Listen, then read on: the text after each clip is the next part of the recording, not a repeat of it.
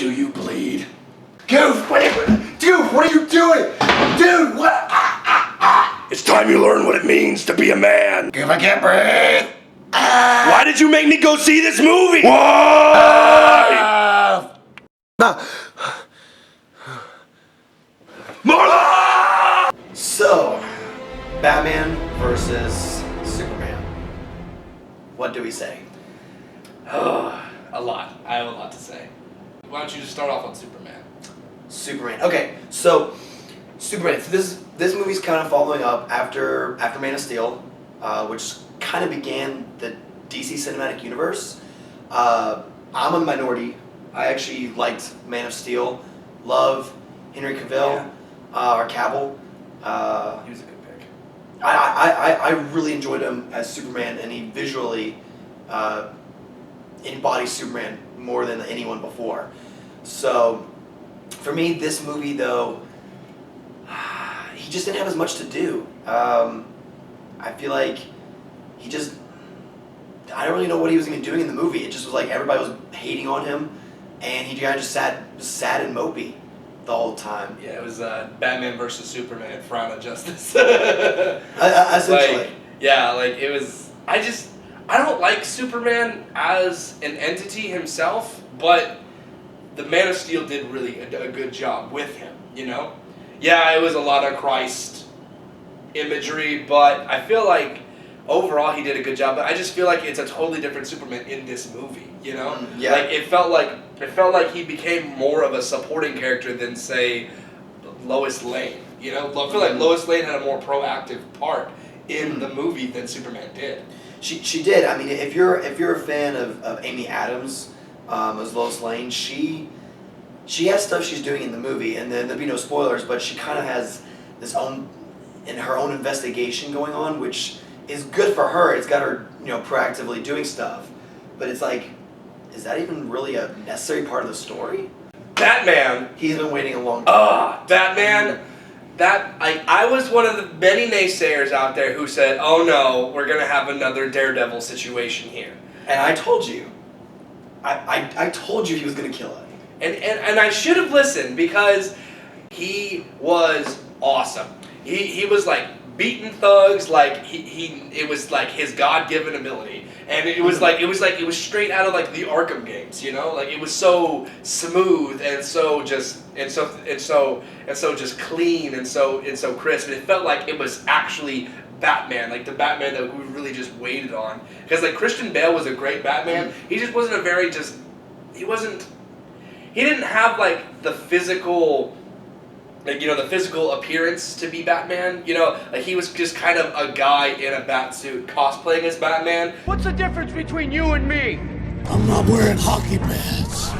But when I saw Ben Affleck, I saw Batman, like that was all I saw. And I thought that was really good, like he is definitely the better part of all of the movie. Of this movie. Okay, let's talk about Wonder Woman. Wonder Woman, I feel like Wonder Woman should have been a surprise for the third act.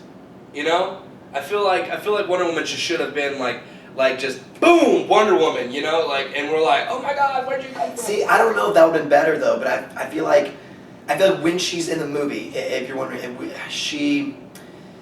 it's like she's awesome. When she's full blown Wonder Woman, it's like that's a pretty awesome Wonder Woman. But every scene before then, her full reveal, it's kind of like there's no really real plot. Yeah, and the way that they brought her in, because it also was a way to bring in, it was also a way to expand the universe, all that junk. I felt like that was just unnecessary. Lex Luthor. Boys, Bruce Wayne meets Clark Kent. I love it. I love bringing people together. How are we?